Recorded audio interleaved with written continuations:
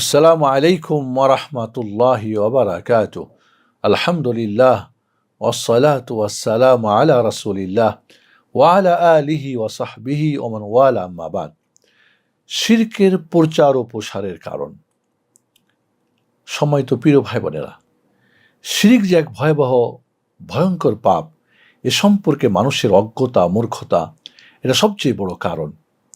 দ্বিতীয়ত, ইবলিস শয়তানের যে প্রজ্ঞা এবং তার যে অভিজ্ঞতা, সে শিরকের নামে তাওহীদ মানুষকে করিয়ে থাকে।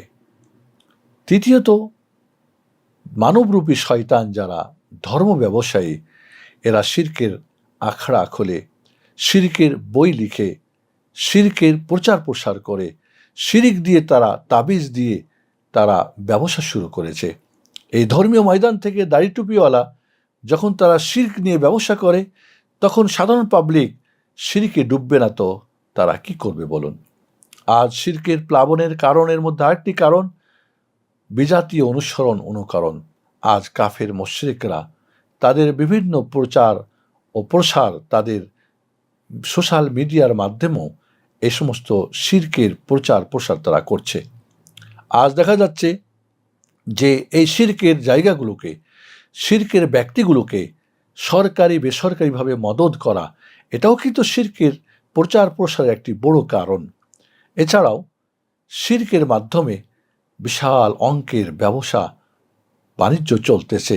আজকে অধিকাংশ মাজারগুলো শিরকের আখড়া, আর এখানে সাধারণ মানুষ গিয়ে তাদের ঈমান আমলকে নষ্ট করছে। এজন্য বন্ধুরা, শিরকের প্রচার প্রসারের জন্যে আজ দেখবেন এই বইগুলো সস্তা বিক্রি হচ্ছে, বাজারে ঘাটে যেখানে সেখানে পাওয়া যাচ্ছে।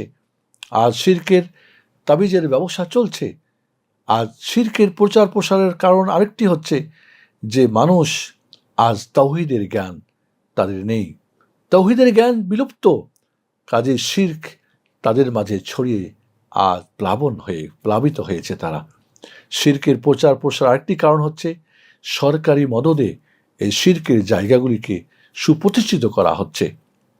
এছাড়াও আজ শিরকের প্রচার প্রসারের কারণ হচ্ছে কি, যে আমরা তাওহীদের প্রচার প্রসার অনেক কম হচ্ছে, তাওহীদের বই পুস্তক কম হচ্ছে, সেমিনার কম হচ্ছে, এর ক্লাস হচ্ছে না।